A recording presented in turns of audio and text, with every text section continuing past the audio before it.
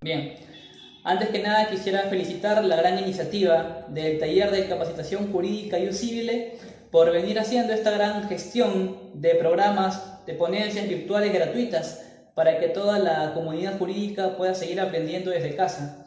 Asimismo, manifestarle mi gran agradecimiento por la invitación y poder estar el día de hoy abordando algunos temas sobre prisión preventiva. Bien, la prisión preventiva, dentro del catálogo de medidas coercitivas, sabemos que es una de las más gravosas. Esto debido a que la forma que tiene de restringir los derechos es una de las más nocivas, en este caso la libertad. Entonces, siendo la prisión preventiva una de las medidas más gravosas, es necesario que ésta se encuentre rodeada de recaudos como principios y presupuestos que encontramos en el artículo 268 del Código Procesal Penal, que señala que los presupuestos de la prisión preventiva es, primero, que existan graves y fundados elementos de convicción; segundo, que la pena a imponerse sea superior a 4 años; y tercero, que por antecedentes del imputado podamos colegir que habrá un riesgo, un peligro de fuga o un peligro de obstaculización de la investigación. Bien, esto en cuanto a los presupuestos materiales, pero también la prisión preventiva está rodeada de principios, tales como el principio de legalidad, el cual señala que se pondrá la medida coercitiva tal cual la encontramos en el ordenamiento jurídico penal, en el Código Procesal Penal. El principio de proporcionalidad, el cual va a señalar que la prisión preventiva no resulte exagerada al delito cometido. Acá hay una serie de cosas a tomar en consideración. Y también tenemos el principio de motivación. Hay una motivación reforzada. El juez tendrá en el auto de prisión preventiva que sustentar de forma lógica por qué es que ha resuelto de esa manera y por qué, por ejemplo, no adoptó otras medidas como la comparecencia con restricciones.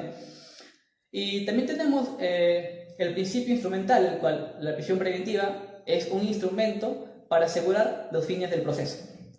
Entonces, este contexto le da a la prisión preventiva un carácter excepcional, vinculadamente más con el principio de proporcionalidad.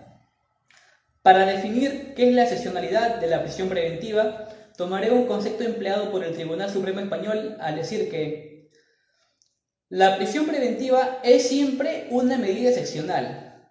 No se podrá adoptar de forma particularizada o automática si no se demuestra en el caso concreto su absoluta necesidad y la imposibilidad de poder elegir otro mecanismo legalmente previsto, pero menos gravoso para los derechos del imputado, como la comparecencia, impedimento de salida del país.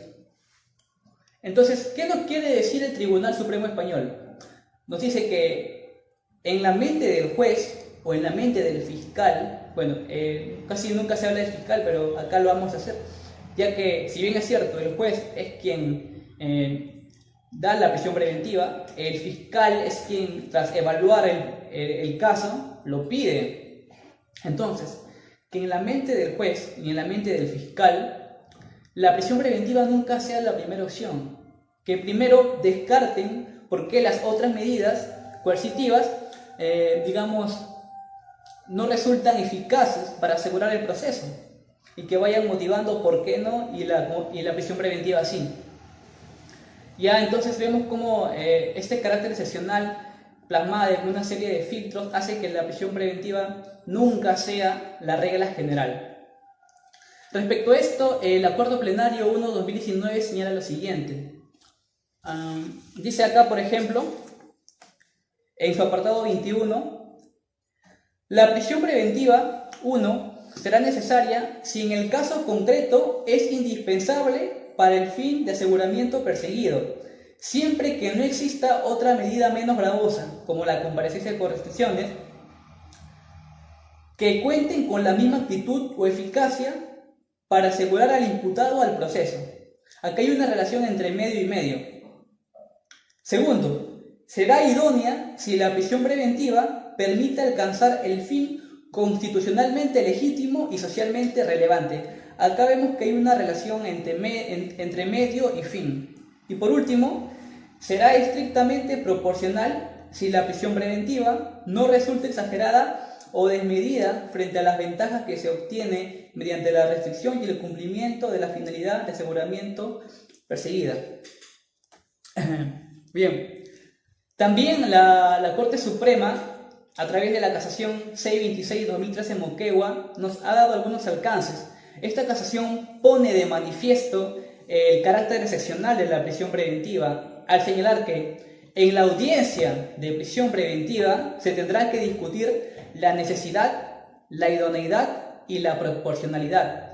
Es decir, el fiscal en la audiencia de prisión preventiva tendrá que sustentar por qué esta medida es necesaria, es proporcional y es idónea, haciendo más hincapié en la proporcionalidad, ya que a través de este principio es uno de los más fundamentales a la hora de evaluar. Este principio permite poner las cosas sobre la mesa, los derechos involucrados en juego y poder hacer su debida ponderación.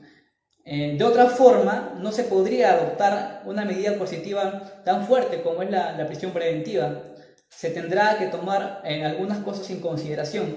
Respecto a este punto, respecto al principio de proporcionalidad, el acuerdo plenario también hace mención en el apartado 15.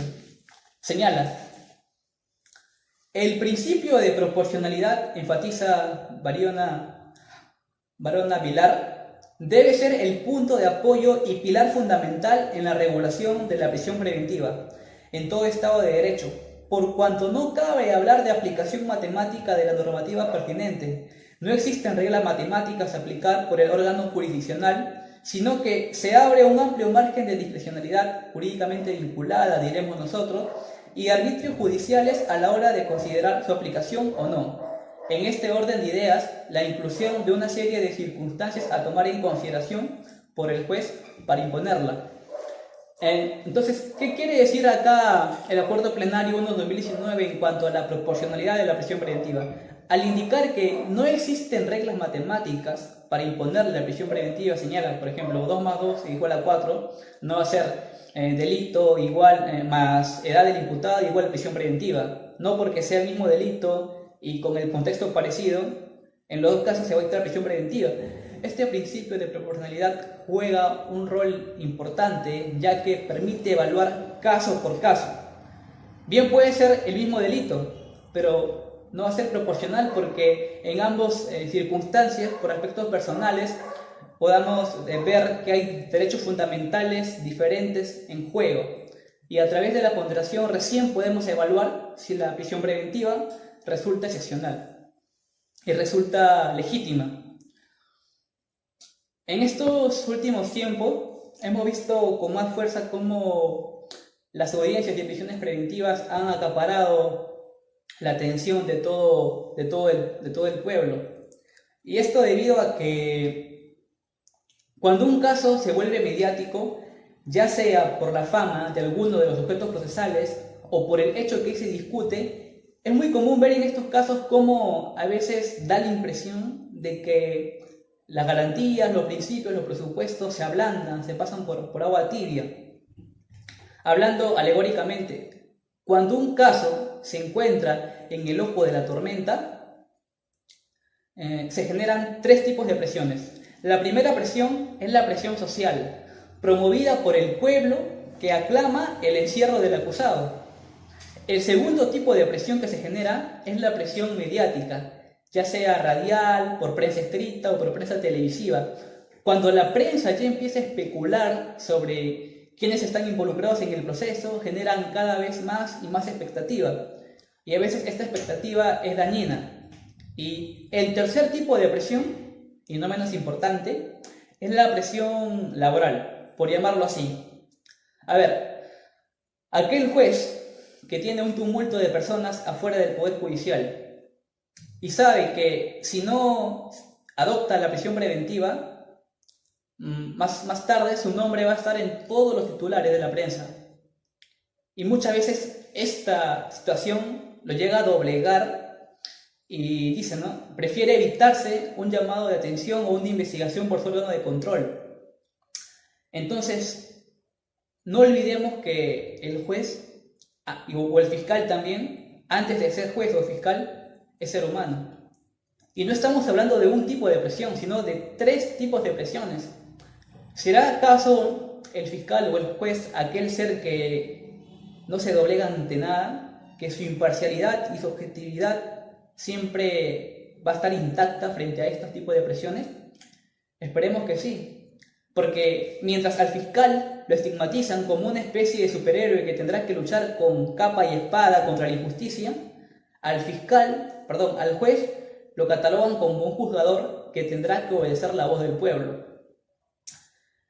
Cuando este clamor de encierro promovido por las personas genera que cuando un juez decide llenarse de valentía, dejar la timidez y rechazar un pedido de prisión preventiva, jurídico ilegítimamente, pero socialmente sí legítimo, ya que para las personas sí está bien que el encierro de aquella persona, pero para el juez no, porque legalmente no se cumplen los presupuestos.